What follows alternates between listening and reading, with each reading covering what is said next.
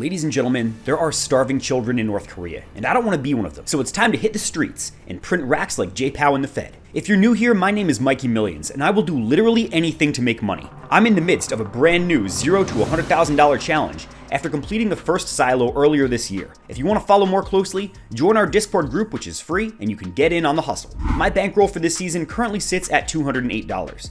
But if I'm going to buy a crack house as a real estate investment with money I made doing weird things on the internet, I've got a long way to go. So let's get back to it. I woke up today feeling motivated to pick up the pace. My minor gains on the last episodes are not going to cut it. So the first thing I did when I woke up this morning was sign up to do focus groups. If you have a low bankroll, this is one of the better ways to get money, and I've done focus groups many times in Season 1. Companies want to hear from their potential customers, and they pay you to do in-depth interviews of usually about an hour long. I don't even sign up if the offer pays less than $60 an hour, and usually I aim for $100 an hour. I've been interviewed on everything from dog food to cryptocurrency wallets. This is a stupid easy way to make money. I went to userinterviews.com and started scoping it out. I applied to several interviews, and by the end of the day, I was selected for a $150 focus group for multi-leg options traders taking place at the end of the week. This is pretty lucky because the acceptance rate is only about 10 to 15%. You have to apply to a bunch of interviews to get one, so I was lucky to get one on the first day. But I did a good job of setting up my profile page, and I think that helped me get selected by the human, not machine, that reviews these applications. This isn't money in the bank yet, but I can call it $150 of pending gains. I'll talk about this more after the interview later in the week. So at the end of day 9, my bankroll is $208 cash, $150 pending, and one insulated bag from AARP. Some of you guys didn't believe that this is real, but I got it right here. Maybe I'll even sell it later. It's kind of like accordion style. I'm looking forward to the focus group at the end of the week, but right now, my bankroll is sitting in cash doing precisely dick.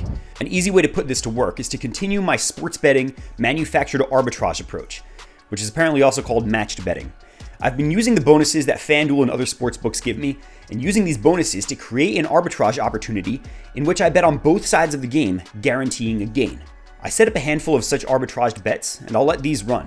The majority of my sports gains this week will come from a $100 bonus on DraftKings, which I washed using the website oddshopper.com's free bet converter tool. I also discovered that you can sometimes kind of arbitrage parlays too, but only when the website's prize picks and better give you one of these virtually guaranteed wins as a promo. They're called gimme bets. Here, Prize Picks is giving you a line for starting quarterback Jalen Hurts to throw more than 0.5 yards in the next game.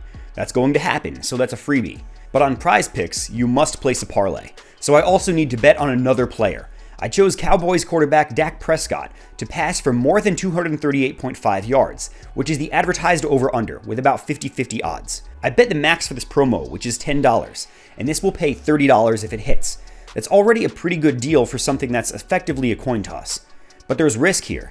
If Dak Prescott comes up short of 238.5 yards, I lose the parlay. That's $10 out the window. So to hedge it, I went over to Novig and made a $15 wager that Dak Prescott would throw under 238.5 yards. My total wager is $25, $10 on Prize Picks and $15 on Novig.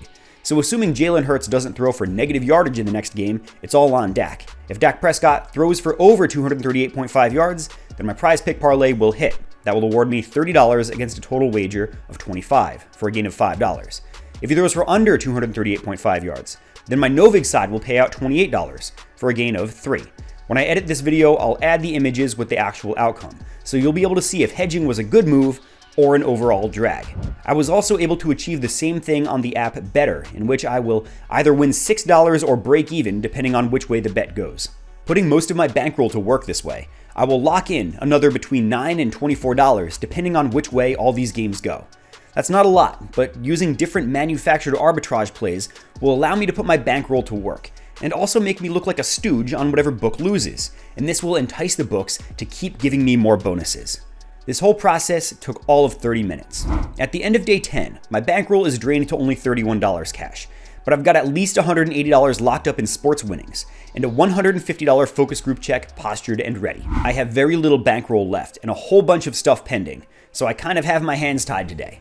So to make some extra cheese, I'm going back to Free Cash to download some Get Paid to Play game. Free Cash has recently gotten a lot better about tracking offers you sign up for, so they're my go-to spot when I have too much time and not enough money, which is admittedly rare for these days. I usually have the opposite problem. I ended up playing this game called Jackpot Friends, which is just another slot game, but much better than the ad-heavy pop slots game that I played last week. In Jackpot Friends, once I confirmed that I was being tracked with this install and open reward, I briefly grinded levels and then spent $28 in-app on some bonus packs, which gave me over 50 billion coins. By spending more than $20, I was immediately awarded free cash bonuses of $27.50 just for having spent. And then the additional VIP points and 50 billion coins allowed me to level up quickly, earning me another $22. Against a spend of 28, that's a gain of just about $22. And don't forget that when you withdraw to stake, you get a 30% bonus. So this $50 becomes $65. That's a gain of 37, so not bad. I cashed out to stake and immediately withdrew to my bank via their payment processor called Breeze. The good thing about these pay to get paid offers is that you can walk away with some pretty easy money. But if something goes wrong and you don't get your activity tracked, you're out all the money that you spent. So I always make sure that I get a couple of these open the game or level up once offers tracked before I commit any money. This free cash stuff is all well and good, but these low 2-digit sums aren't getting me any closer to being a slumlord. So I'm going to try something a little more effortful, but also more lucrative. I'm going to buy this electric scooter on the Discord server Freehaul, which will cost me $200 up front. But for reviewing the scooter, I will get back $180 from the merchant, resulting in a cost of only $20.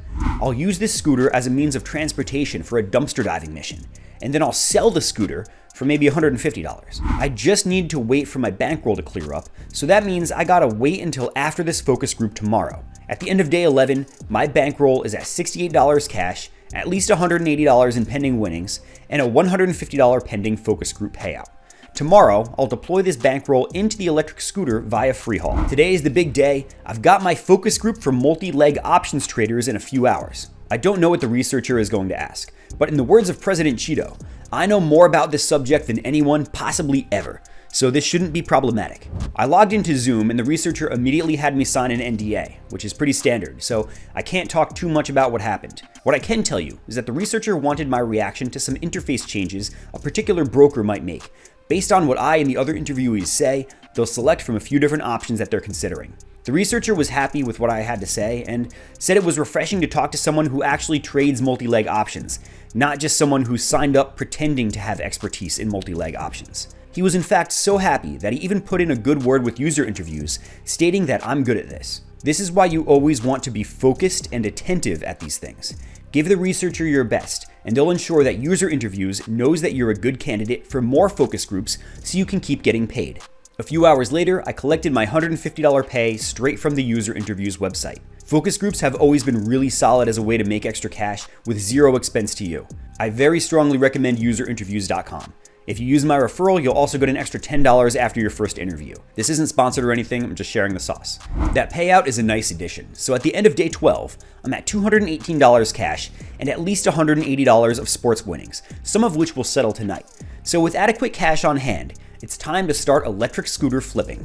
I cracked open Freehaul before even getting out of bed, because I honestly really love flipping things that I get for basically free. Freehaul is a Discord server where you work with agents who represent Amazon merchants, and you coordinate to get reimbursed for items when providing a product review.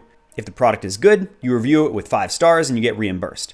If the product is trash, you return it to Amazon and get a normal refund. I went ahead and bought this electric scooter, which will cost me $200 up front. After a few days, I'll review it and get refunded $180 of that money. This will be an easy flip somewhere like Facebook Marketplace or even Craigslist, where I expect to get $150 no problem. I've previously gone dumpster diving on foot or in a car with all kinds of intentions. Once this scooter gets here, I'm gonna hit the streets again and commit an entire episode to just dumpster diving by scooter. I wanted to do this in this episode, but I'm not waiting another week to publish this video. More good news, I got a message late in the day that user interviews selected me for another interview. This one, just a survey on what investors would like to see in ETF prospectus. There appear to be many interviews for stock traders. This one only paid $25, but it took about 10 minutes, so that was well worth the effort. So at the end of day 13, I've got $35 cash, $170 of pending sports payouts, and an electric scooter on the way for which the merchant owes me $180. Once I liquidate this scooter, I should be close to $500, at which point I'll feel like I'm finally getting somewhere. It's a long way to the top, but we're gonna get there. I will own that crack house before you know it. Don't forget to check out our Discord, which again is free. You've got nothing to lose. Or if you need more sauce, check out Patreon, which is not free, where I hide the real good stuff. See you guys in the next episode where I'll jump into a bunch of dumpsters to search for treasure.